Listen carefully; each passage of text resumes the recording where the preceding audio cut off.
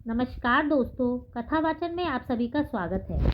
इस वीडियो में आप देवउठनी एकादशी की कथा जानेंगे। आइए जानते हैं क्या है देवउठनी एकादशी की कथा।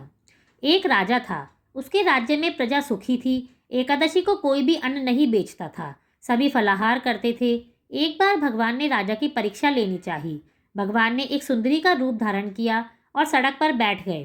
तभी राजा उधर से निकला और सुंदरी को देख चकित रह गया। उसने पूछा, हे सुंदरी, तुम कौन हो और इस तरह यहाँ क्यों बैठी हो? तब सुंदर स्त्री बने भगवान ने बोला, मैं निराश्रिता हूँ, नगर में मेरा कोई जाना पहचाना नहीं है, किससे सहायता मांगू?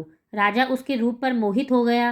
वह बोला, तुम मेरे महल में चलकर मेरी रानी बनकर रहो। सुंदरी बोली, मैं तुम्हारी बात मानूंगी, पर तुम्हें राज्य का अधिकार मुझे सौंपना होगा। राज्य पर मेरा पूरा अधिकार होगा, मैं जो भी बनाऊंगी तुम्हें खाना होगा।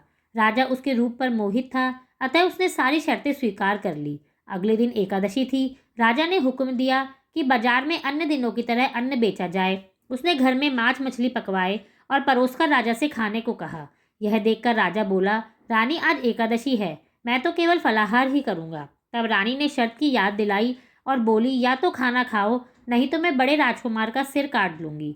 राजा ने अपनी स्थिति बड़ी रानी से कही तो बड़ी रानी बोली, महाराज, धर्म ना छोड़ें, बड़े राजकुमार का सिर दे दे। पुत्र तो फिर मिल जाएगा, किंतु धर्म नहीं मिलेगा। इसी दौरान बड़ा राजकुमार खेलकर आ गया।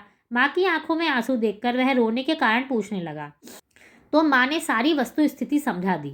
तब वह बोला, मैं सिर देने के लिए तैयार हूँ, पिताजी के धर्म की रक्षा होगी, जरूर होगी। राजा दुखी मन से राजकुमार का सिर देने को तैयार हुआ तो रानी के रूप में भगवान विष्णु ने प्रकट होकर असली बात बताई कि राजन, तुम इस कठिन परीक्षा में पास हुए हो। भगवान ने प्रसन्न मन से राजा से वर मांगने को कहा तो राजा बोला, आपका दिया सब कुछ है, हमारा उद्धार करें।